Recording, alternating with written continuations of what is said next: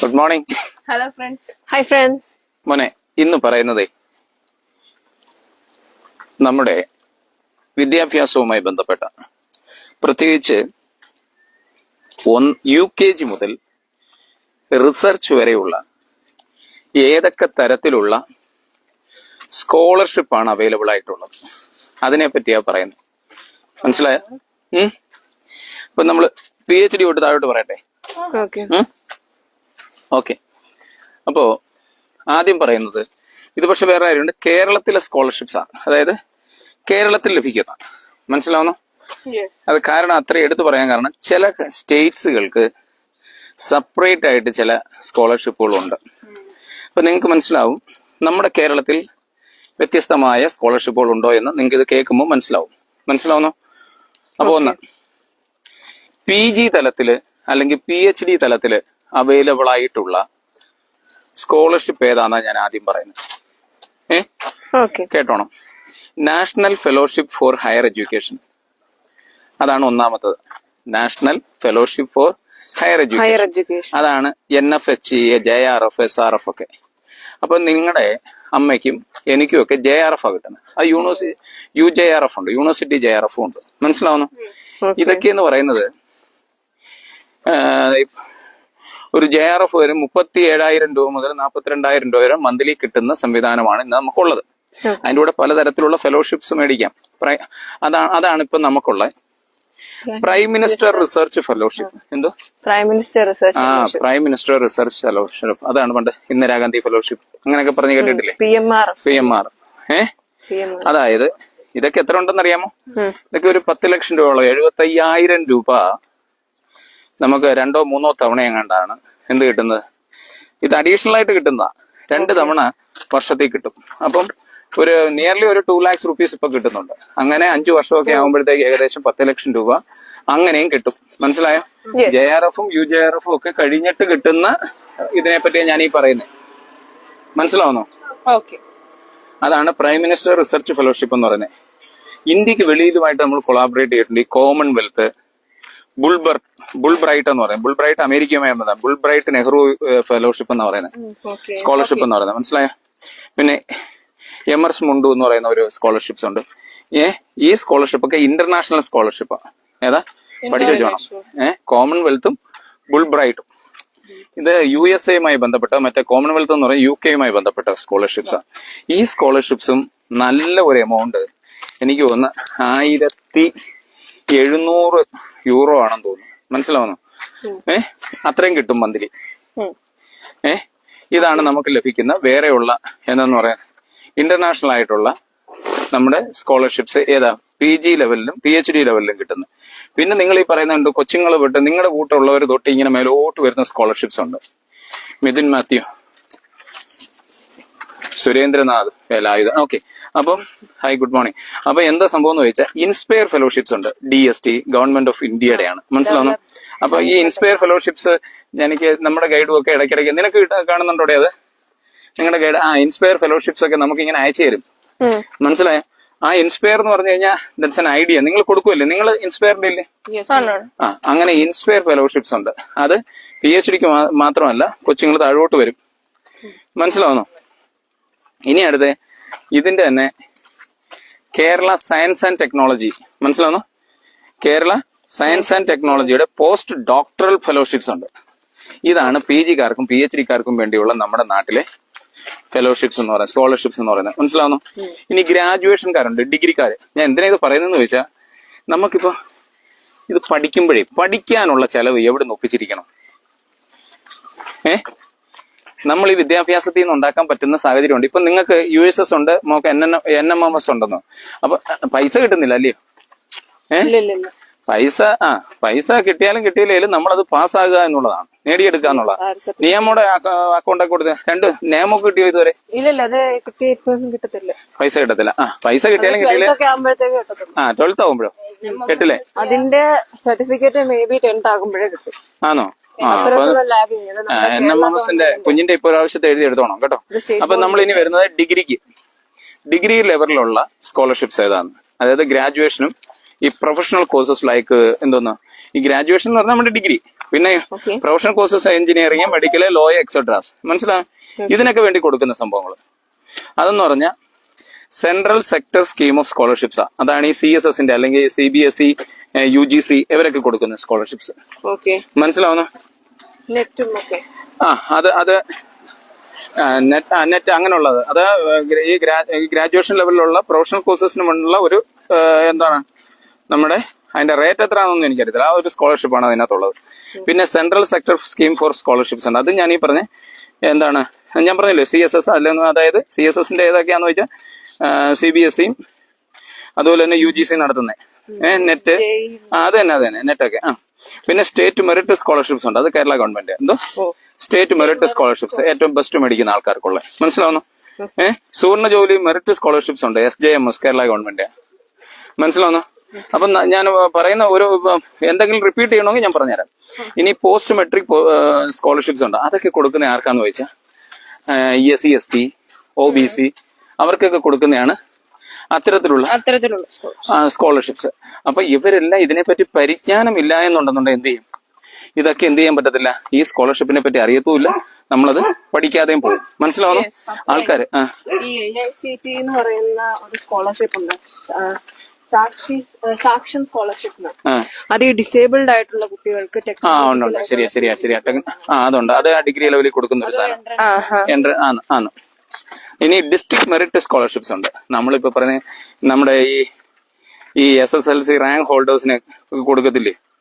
മനസ്സിലാവുന്നു? അത് എങ്ങനെയാണ് പറഞ്ഞത്? അതൊരെണ്ണം ഉണ്ട്. പിന്നെ ഞാൻ പോസ്റ്റ് മെട്രിക് സ്കോളർഷിപ്സിനെ പറ്റി പറഞ്ഞില്ലായിരുന്നു? അതൊക്കെ എന്ന് പറഞ്ഞാൽ SC OBC അങ്ങനെയൊക്കെ ഉള്ളത്. മനസ്സിലാവുന്നു? ഇതും കൊടുക്കുന്നത് കേരളയാണ്. മനസ്സിലാവുന്നു? ഈ ഡിസ്ട്രിക്ട് മെറിറ്റ് സ്കോളർഷിപ്പ് കൊടുക്കുന്നതും ആരാണ്? കേരളയാണ്, സ്റ്റേറ്റ് ആണ്. മനസ്സിലായി? ഇനി മുസ്ലിംസ്, ലാറ്റിൻസ്,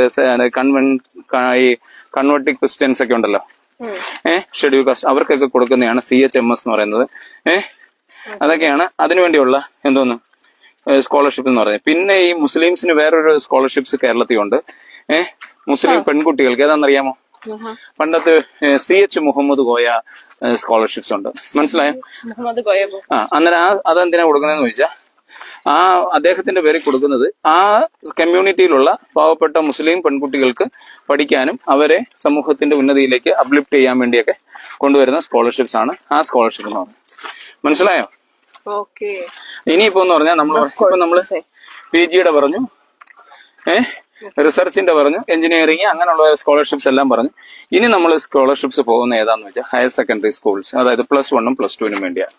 മനസ്സിലാവുന്നു? +2 അല്ല +1 +2 വേണ്ടിയുള്ള സ്കോളർഷിപ്സ് ഏതൊക്കെയാന്ന് ചോദിച്ചാൽ ഞാൻ പറഞ്ഞുതരാം. ഈ നാഷണൽ ടാലന്റ് സെർച്ച് എക്സാമിനേഷൻ ഉണ്ട്. മനസ്സിലായോ? ഈ NDSE ഇപ്പോൾ എല്ലാ സ്റ്റേറ്റിലും ഇപ്പൊ ഈ NDSEയുടെ എക്സാംസ് ഇല്ല, ചില സ്റ്റേറ്റുകളിലേ ഉള്ളൂ. മനസ്സിലാവുന്നു? അതുപോലെ തന്നെ ഇൻസ്പയർ സ്കോളർഷിപ്സ് ഉണ്ട്. ഇൻസ്പയർ എവിടെ ഉണ്ട്? PhDക്ക് ഉണ്ട്, ഡിഗ്രിക്ക് ഉണ്ട്, എല്ലാം. അത് ഇന്നോവേറ്റീവ് ആയിട്ടുള്ള നിങ്ങളുടെ ഇന്നോവേഷൻസ് ഒക്കെ അതായത് നമുക്ക് ഓരോരുത്തർക്കും ഓരോ എന്തുണ്ട്, കഴിവുകളുണ്ട്. അപ്പം ഓരോ കുട്ടിക്കും അയാളുടെ ജീവിതത്തിൽ വളർന്നു വരാൻ ആവശ്യമായ എന്ത് ചെയ്യണം? അവർക്ക് വരുന്ന ഗ്ലിംസ്, അതായത് അവർക്ക് വരുന്ന ഇന്നോവേറ്റീവ് ആയിട്ടുള്ള ഐഡിയ പ്രൊമോട്ട് ചെയ്യാൻ വേണ്ടിയാണ് ഇത്തരത്തിലുള്ള സംഭവങ്ങൾ ചെയ്യുന്നത്. അത് ആർക്കും ഉണ്ട് ഇൻസ്പയർ സ്കോളർഷിപ്സ്. പിന്നെ നാഷണൽ ലെവല് ടാലന്റ് സെർച്ച്. ഇപ്പം ഞാൻ പറഞ്ഞല്ലേ ഈ NDSE എന്ന് പറഞ്ഞാൽ എല്ലാ സ്റ്റേറ്റിലും ഇല്ലെന്ന് ഞാൻ പറഞ്ഞിട്ടുണ്ട്. ചില സ്റ്റേറ്റുകളിലൊന്നും ഇതിപ്പോ നിലവിലില്ല. എന്നാലും അതിന് വേറെ ഈ ഇൻസ്പയർ സ്കോളർഷിപ്സ് ഉണ്ട്. അതാണ് SHE എന്ന് പറയുന്നത്. മനസ്സിലാവുന്നു? അതെന്ന് പറഞ്ഞാൽ +2കാർക്ക് വേണ്ടിയുള്ളതാണ്. അതെങ്ങനെ കൊടുക്കുന്നതെന്ന് പറഞ്ഞാൽ ടോപ്പ് മാർക്കുള്ള ഒരു പെർസെന്റേജ്, അതായത് +2ന് ടോപ്പായിട്ട് 1% മേടിക്കത്തില്ലേ, അവർക്ക് കൊടുക്കുന്നതാണ് എന്തെന്ന് പറയുന്നത്. എന്തുകൊണ്ട്? മനസ്സിലായോ? അവർക്ക് കൊടുക്കുന്ന സ്കോളർഷിപ്പാണ് എന്തെന്ന് പറഞ്ഞേ ഈ ഇൻസ്പയർ സ്കോളർഷിപ്പ്, ഈ SHE എന്ന് പറയുന്നത്. എന്നിട്ട് സ്റ്റേറ്റ് മെറിറ്റ് സ്കോളർഷിപ്സ് ഉണ്ട്. സ്റ്റേറ്റ് മെറിറ്റ് സ്കോളർഷിപ്പ് ഉണ്ട്. അതാർക്കാണ് കൊടുക്കുന്നത്? അത് കേരള സ്റ്റേറ്റ് ഏറ്റവും ടോപ്പായിട്ട് പഠിക്കുന്ന കൊച്ചുങ്ങൾക്ക് കൊടുക്കുന്ന സാധനമാണ്. പിന്നെ നമ്മുടെ ഇവിടെ ഹിന്ദി സ്കോളർഷിപ്സ് ഉണ്ട്, സാൻസ്ക്രിറ്റ് സ്കോളർഷിപ്സ് ഉണ്ട്. അത് പഠിക്കുന്നവർക്ക് വേണ്ടി പ്രത്യേകം ഹിന്ദി, മനസ്സിലായോ? ഹിന്ദി സബ്ജക്റ്റില് ടോപ്പ് ആവുന്നവര്, സാൻസ്ക്രിറ്റ് വരുന്നു, ഇവർക്ക് വേണ്ടി കൊടുക്കുന്ന സ്കോളർഷിപ്സ് ഉണ്ട്. ഈ സ്കോളർഷിപ്പ് ഒക്കെ എവിടെയാണെന്നാ പറഞ്ഞേ? ഇതൊക്കെ കേരള സ്റ്റേറ്റിന്റെ സ്കോളർഷിപ്സാണ്. അപ്പൊ നമ്മൾ എന്തിനാ ഇത് മനസ്സിലാക്കി വെക്കുന്നതെന്ന് ചോദിച്ചാൽ, ഈ പറയുന്ന ഒരാൾക്ക് എനിക്ക് പഠിക്കാനുള്ള സാധ്യതയില്ല എന്ന് പറയുന്നത് ശരിയാണോ ഇവിടെ? അത് തെറ്റാണ്. കാരണം എന്താ, ഈ സ്കോളർഷിപ്പ് നിങ്ങൾ കൊച്ചുനാള് തൊട്ട് മേടിച്ചുകൊണ്ട് വന്നാൽ നിങ്ങൾക്ക് NNMS എത്ര രൂപ കിട്ടുന്നത്? 1000 രൂപ വെച്ച് 12 മാസമല്ലേ NMMS? ആണ് 4 വർഷം 12,000 രൂപ. അതായത് 1000 രൂപ വെച്ച് മാസം. യെസ്, അങ്ങനെയാ അത്. മനസ്സിലായി? അപ്പൊ അത് ഞാൻ ഇപ്പൊ പറയാം. അപ്പൊ ഹൈസ്കൂളിൽ കൊടുക്കുന്നത് 8 മുതൽ 10 വരെ കൊടുക്കുന്നത് NMMS ഫുൾ ഫോം പറഞ്ഞേ. National means come merit scholarship examination. Very good. അത് എത്രാം ക്ലാസ്സിൽ ഉള്ളവരാ എഴുതുന്നത്? 7th മുതൽ 8th വരെ. അത് എത്ര രൂപയാന്ന് മനസ്സിലായോ? 48,000. ഞാൻ ഇപ്പൊ ഈ PhD റിസർച്ച് എഞ്ചിനീയറിംഗ് പോസ്റ്റ് അങ്ങനെയുള്ള സാധനങ്ങളെ പറ്റി കൂടുതലായിട്ട് പറഞ്ഞില്ല. പക്ഷെ ഞാൻ ഇവിടെ വരുമ്പം ഹൈസ്കൂൾ ലെവൽ തൊട്ട് നിങ്ങൾ UKG തൊട്ട് ഹൈസ്കൂൾ വരെ കൃത്യമായ രീതിയിൽ സ്കോളർഷിപ്പ് മേടിച്ചു പോണം. അതായോ? അപ്പം NMMS പറ്റി നിങ്ങൾക്ക് ഒരു ഐഡിയ കിട്ടി. ഇനി അത് നിങ്ങൾക്ക് കിട്ടിയതുകൊണ്ട് അടുത്ത 2 നവോദയ വിദ്യാലയത്തിന്റെ ഒരു എൻട്രൻസ് ഉണ്ട്. ഉണ്ട്. അത് എത്രാം ക്ലാസ്സിലാണെന്ന് അറിയാമോ? 6ാം ക്ലാസ്സിലും 5ാം ക്ലാസ്സിലും ഒരു എൻട്രൻസ് ഉണ്ട്. 8th വരുമ്പോ അതെ, അവർ അഡ്മിഷൻ കൊടുക്കുന്നത് എത്രയാക്കെന്ന് ചോദിച്ചാൽ 6, 9, 11 അവർക്കാണ് അഡ്മിഷൻ കൊടുക്കുന്നത്. അത് കൊടുത്താൽ നമുക്ക് എന്താ ഫുഡിന് ചെലവുണ്ടോ? പഠനത്തിന് ചെലവുണ്ടോ? ഒന്നുമില്ല. നിങ്ങൾക്ക് സ്കോളർഷിപ്പിലൂടെ പഠിക്കാൻ പറ്റുമോ? നിങ്ങൾ മിടുക്കരായാ പോരെ? എഴുതണം. അതൊക്കെ മനസ്സിലായി. അതവരെ അന്വേഷിച്ചോണം. 9ാം ക്ലാസ്സിൽ അഡ്മിഷൻ കിട്ടണമെങ്കിൽ 8ാം ക്ലാസ്സിൽ പരീക്ഷ എഴുതിയാലും 9ൽ കയറാൻ പറ്റും. 5ാം ക്ലാസ്സിൽ എഴുതിയാലും 6ാം ക്ലാസ്സിൽ കയറാൻ പറ്റും. 10ാം ക്ലാസ് പരീക്ഷ കഴിഞ്ഞ് എഴുതിയാലും 11ൽ കയറാൻ പറ്റും. ഇത്ര ഓർത്തോണം. ഒരു ചെലവും ഇല്ലാതെ പഠിക്കാം. മോന് വേണമെന്നുണ്ടെങ്കിൽ കയറാം. നിങ്ങളെ സംബന്ധിച്ചിടത്തോളം നിങ്ങൾ ഈ extra curricular activities, for example നിങ്ങൾ പാട്ട് എന്താ പറയുക, നിങ്ങൾ സ്പീച്ചിനകത്ത് ഇങ്ങനെ നിൽക്കുന്നുണ്ട്. എനിക്ക് അതിനും ഭയങ്കര ഇതായിരിക്കും. പിന്നെ ഇയാൾ ഒരെണ്ണം പ്രധാനമന്ത്രി പ്രേരണ അത് പ്രൈം മിനിസ്റ്ററിന്റെ ഇതല്ലായിരുന്നു? അത് ഇയാൾ പോയി പ്രസംഗം അല്ലായിരുന്നു നിങ്ങൾക്ക് അവിടെ? പ്രസംഗം ഉണ്ടായിരുന്നു, എസ്സേ റൈറ്റിംഗ് ഉണ്ടായിരുന്നു. നമ്മളുടേതായിട്ടുള്ള താല്പര്യങ്ങൾ. അതിന്റെ റിസൾട്ട് വന്നിട്ടില്ല കേട്ടോടെ. ഞാൻ സാറിനോട് ചോദിച്ചായിരുന്നു. ഒരാൾ നമ്മുടെ തൃക്കണോങ്ങി താമസിക്കുന്നില്ലേ, ആ സാറിനോട് ചോദിച്ചു. പറഞ്ഞ അതിന്റെ റിസൾട്ട് ഇതുവരെ വന്നിട്ടില്ല, അറിയിക്കാന്ന് പറഞ്ഞു. നമ്മോട് കൂടെ ആരായിരുന്നു? ഒരാളോട് ഉണ്ടായിരുന്നല്ലേ സ്കൂളിൽ നിന്ന്? ജോഷ്ന. ജോഷ്നയുണ്ട്. ഓക്കെ. എന്നിട്ട് ഞാനിപ്പോ നവോദയ സ്കൂളിന്റെ പറഞ്ഞു. ഇനി നിങ്ങളുടെ സ്കൂൾ ലെവലിലെ പിള്ളേർക്ക് വരുന്നെന്ന് പറഞ്ഞ KVYP എന്ന് പറയുന്ന ഒരെണ്ണം ഉണ്ടായിരുന്നു. അറിയാമോ? പക്ഷെ അതെന്തായിരുന്നു ചോദിച്ചാൽ 2021 വരെ ഉള്ളായിരുന്നു. ഇപ്പൊ അത് ഈ KVYP എന്തോ ചെയ്തെന്ന് പറയും. അതുകൊണ്ട് അതിന്റെ ഫുൾ ഫോം പറയാൻ പറഞ്ഞ. ഇപ്പൊ അത് എന്ത് ചെയ്ത് 2021 വരെ ഉള്ള സാധനം ഇപ്പൊ നിങ്ങളുടെ മറ്റേന്നുമായിട്ടങ്ങ് ചേർത്ത്, ഇൻസ്പയറുമായിട്ടങ്ങ് ചേർത്ത്. മനസ്സിലായോ? അതുകൊണ്ട് നിങ്ങൾ അത് ഓർത്താൽ മതി. ഇനി അടുത്ത ഇപ്പം എത്രയായി? ഇനി ഏതുണ്ടെന്ന് നോക്കട്ടെ. ഇത് ഹൈസ്കൂൾ ലെവലിലുള്ളതാണേ. ഇനിന്ന് പറഞ്ഞ വിദ്യാർത്ഥി വിജ്ഞാൻ മന്ത് അങ്ങനെ പറയുന്ന ഒരെണ്ണമുണ്ട്. അത് നാഷണൽ ലെവൽ ഒരു ടാലന്റ് സെർച്ച് ആണ്. അപ്പൊ ആക്ച്വലി നമ്മളിപ്പോ മോളിപ്പോ എന്നോട് പറഞ്ഞില്ലേ നിങ്ങൾ കേട്ടിട്ടില്ലെന്ന്. ഇതൊക്കെ കേൾക്കണമെന്നുണ്ടെന്നുണ്ടെങ്കിൽ ഫസ്റ്റ് നിങ്ങൾ മനസ്സിലാക്കിയിട്ട് then you ask your teacher. ടീച്ചറിനെ സംബന്ധിച്ച് she knows is very well. അന്നേരം ടീച്ചറോട് എന്ത് പറയണം? ടീച്ചറെ ഇത് കണ്ടക്ട് ചെയ്യണം, എനിക്ക് പോണം, ഇങ്ങനെയുള്ള സ്കോളർഷിപ്പ് മേടിച്ച് പഠിക്കണമെന്നാണ് എന്റെ ആഗ്രഹം. പണ്ട് ഞങ്ങൾ യുറേക്ക അല്ലേടി? ഞാനും പോയിട്ടുണ്ട്. നിങ്ങൾക്കുണ്ടോ ഇപ്പൊ? ഞങ്ങൾക്കുണ്ടായിരുന്നു. അതല്ലേ ഇൻസ്പയറി പോയില്ലേ ഇപ്പൊ? അല്ല, അത് കഴിഞ്ഞ വർഷത്തിന്റെ തലേ വർഷം. ഇപ്പൊ കുഞ്ഞിനൊന്നും ഉണ്ടെന്ന് എനിക്കറിയാം. ഞാൻ അതിന്റെ അതുപോലെ ചിന്മയാനന്ദയുടെ ഉണ്ടായിരുന്നു. ഞാൻ ഇതിനകത്ത് പോകുമ്പോ ലാസ്റ്റ് കൊല്ലത്ത് വെച്ച് കിടക്കുന്ന പരീക്ഷയ്ക്ക് എന്തോ വരുന്നെന്ന് അറിയാം. അവിടെ ഓരോ ചെറിയ സഞ്ചികള്, ആ സഞ്ചിക്കകത്തൊക്കെ കപ്പലണ്ടിയാ ഒരെണ്ണത്തിൽ പയറ്. നമുക്ക് ഞെക്കി നോക്കാം, മണത്ത് നോക്കാം, ഇതൊക്കെ എഴുതണം. എന്നിട്ട് വലിയൊരു അങ്ങ് ദൂരെ, ഒരു ഇച്ചിരി ദൂരെ, ഒരു 3 മീറ്റർ അപ്പുറത്ത് എന്ത് ചെയ്യും, ഒരു ആനയുടെ പടം വെച്ചിട്ടുണ്ട്. എന്നിട്ട് നമ്മുടെ കയ്യിലൊരു നൂല് തരും. എന്നിട്ട് ഈ ആനയുടെ വാലിന്റെ അളവ് ഇവിടുന്ന് നമ്മൾ നിന്നുകൊണ്ട് കയ്യിൽ ഇങ്ങനെ പിടിച്ചോണ്ട് ചെല്ലണം എത്ര ഉണ്ടെന്ന്. മനസ്സിലായോ? അങ്ങനെ അതുപോലെ തന്നെ വേറൊരു സംഭവം ഉണ്ടായിരുന്നു, ഈ കുത്തിടുന്ന്. ഓർക്കുന്നോടെ? ഇതൊക്കെയെന്ന് പറഞ്ഞാൽ അതിന്റെ ഒരു രണ്ടാമത്തെ സ്റ്റേജ്. ആദ്യത്തെ സ്റ്റേജിൽ എന്ന് പറഞ്ഞാൽ നമ്മളോട് കുറെ ക്വസ്റ്റ്യൻസ് ചോദിക്കത്തേ ഉള്ളൂ, കുറെ ഡിസ്കവേഴ്സ്, സയൻസുമായി ബന്ധപ്പെട്ട ക്വസ്റ്റ്യൻസ്. മനസ്സിലായോ? അതായിരുന്നു നമ്മുടെ അന്നത്തെ ഉള്ള. പിന്നെ അതിനകത്ത് ഹൈസ്കൂൾ ലെവലിൽ ഏതൊക്കെ ഉണ്ടേ? പിന്നുള്ളത് പിന്നെ എന്തോ ഉള്ളേ? പിന്നെന്ന് പറഞ്ഞു കഴിഞ്ഞാൽ നിങ്ങൾക്ക് സയൻസ്, മാത്സ്, സോഷ്യൽ സയൻസ്, ഇവയുടെ ഒളിമ്പ്യാഡ് ഉണ്ടോ? നടത്താറുണ്ടോ? അത് നമ്മൾ ആര്യഭട്ട നാഷണൽ മാത്സ് ആ അത് തന്നെ NIO IMO NCO IEO എന്ന പറഞ്ഞൊക്കെ വരും. ഇങ്ങനെ ഡിഫറെന്റ് സാധനങ്ങളുണ്ട്. മനസ്സിലാവുന്നു? ഇതൊക്കെ നിങ്ങളുടെ സ്കൂളിൽ നടത്തുന്നുണ്ടോ? ഇല്ലെന്നുണ്ടെങ്കിൽ സാറിനെ പൊക്കണം. ഇംഗ്ലീഷ് എസ്സേയുടെ ഒരു സംഭവമുണ്ട് കോമ്പറ്റീഷൻ. ഇതൊക്കെ നടന്നില്ലെന്നുണ്ടെങ്കിൽ വേറെ ഏതാ? ടാറ്റയുടെ എസ്സേ കോമ്പറ്റീഷൻ. ടാറ്റയുടെ ഞാനത് പറയാൻ പറ്റുമോ? ഞാൻ ഓർത്തോളാം കേട്ടോ. ഇങ്ങനെ ഈ ടാറ്റയൊക്കെ ഉണ്ടല്ലോ, ഈ കുട്ടികളെ എത്രയും SC കുട്ടികളോ അങ്ങനെയൊക്കെ ഉള്ളവരെ എല്ലാം പുറത്തോട്ട് വിടാനുള്ള വിദ്യാഭ്യാസം ചെയ്യുന്നുണ്ട്. അത് ഞാൻ പറയാം. അങ്ങനെ കുറെ വലിയ കമ്പനികള് നമ്മുടെ അതൊക്കെ എന്ന് പറഞ്ഞ ഓരോ കമ്പനികളും ഇപ്പൊ ESG ബന്ധപ്പെട്ടേ എൻവയോൺമെന്റൽ സോഷ്യൽ ഗവേണൻസ് എന്ന് പറയുന്നൊരു കൺസെപ്റ്റാ. അതൊക്കെ വെച്ചിട്ട് അവർ എത്രമാത്രം പൈസ ഗവൺമെന്റ് എൻവയോൺമെന്റിന് കൊടുക്കണം, അതുപോലെ തന്നെ വിദ്യാഭ്യാസത്തിന് കൊടുക്കണം. നമ്മുടെ കോളേജിൽ ഇപ്പം ICSSRന്റെ ഒരു പ്രോഗ്രാം നടത്തിയിട്ടുണ്ടായിരുന്നു നമ്മുടെ കാര്യവട്ടത്ത്. അപ്പൊ അത് മനസ്സിലായോ? അപ്പൊ അതൊരു ആ ഫണ്ട് അതിനുവേണ്ടി വിദ്യാഭ്യാസത്തിന് വേണ്ടി മാറ്റിവെക്കുന്ന ഓരോ കമ്പനികളും ഇത്ര പൈസ അതിനുവേണ്ടി മാറ്റിവെക്കണം. ആ ഫണ്ടുകളെ പറ്റി അത് ഞാൻ പറഞ്ഞുതരാം. അപ്പൊ ഞാൻ ഇപ്പൊ എന്താ ഞാൻ പറഞ്ഞ ഇനി 1 മുതൽ 7 വരെ ഉള്ള UKG ഇതിനകത്താ വരുന്നത്. UKG മുതൽ 1 മുതൽ 7 വരെ. മനസ്സിലായോ? ഈ പ്രൈമറിയില് അതിനകത്ത് SPC കേരള എന്ന് പറഞ്ഞ ഒരു സർവീസ് കൗൺസിലിന്റെ ഒരെണ്ണമുണ്ട്, സയൻസ് കൗൺസിലിന്റെ ഒരെണ്ണം. മാത്രമേ അതാണ് ശാസ്ത്ര പ്രതിഭ കണ്ടസ്റ്റ് എന്ന് പറയുന്നത്. മനസ്സിലായോ? ഒരെണ്ണം നിങ്ങൾ പോയിട്ടുണ്ടോ? ഇല്ല. അതൊക്കെ നമ്മുടെ സ്കൂളിൽ നിന്നാണ് വിടേണ്ടത്. പിന്നെ കേരള സ്റ്റേറ്റ് സ്കൂൾ ഓഫ് ശാസ്ത്രോത്സവം ഉണ്ട്, അത് പോയിട്ടുണ്ട്. ഇപ്പോഴും പോകുന്നുണ്ട്. അത് സയൻസിനകത്തുണ്ട്, മാത്സിനകത്തുണ്ട്, വർക്ക് എക്സ്പീരിയൻസിനകത്തുണ്ട്, IT-യിലുണ്ട്. മനസ്സിലായോ? ആ സ്കോളർഷിപ്സ് ഉണ്ട്. പിന്നെ കേരള സ്റ്റേറ്റ് കലോത്സവം ഉണ്ട്, ആർട്സ് സ്കോളർഷിപ്പ്. അതാണ് നിങ്ങളുടെ ടച്ചിലുള്ള പരിപാടി. ഇപ്പൊ 2 പേർക്കും കിട്ടിയിട്ടുണ്ടല്ലോ. അടുത്ത സ്റ്റേജിലേക്ക് പോവാം. ഇനി അടുത്തെന്ന് പറഞ്ഞാൽ ഇന്ത്യൻ ടാലന്റ് ഒളിമ്പിയാഡ് എക്സാമിനേഷൻ ഉണ്ട്. മനസ്സിലായോ? അത് ഇതിനൊക്കെ ഉണ്ട്. ഞാൻ ഈ പറഞ്ഞ സയൻസ്, മാത്സ്, വർക്ക്ഷോപ്പ്, IT ഇവയ്ക്ക് എല്ലാം ഉണ്ട്. ഐഡിയ കിട്ടുന്നൂടെ? ഇനിയെന്ന് പറഞ്ഞ പിന്നെ ഞാൻ പറഞ്ഞല്ലോ, ഇനി ഞാൻ ഇപ്പൊ നമ്മള് ഒരു 1-2 കാര്യങ്ങൾ വിട്ടുപോയതായി പറഞ്ഞല്ലോ ഓരോ സ്കോളർഷിപ്സിനെ പറ്റി.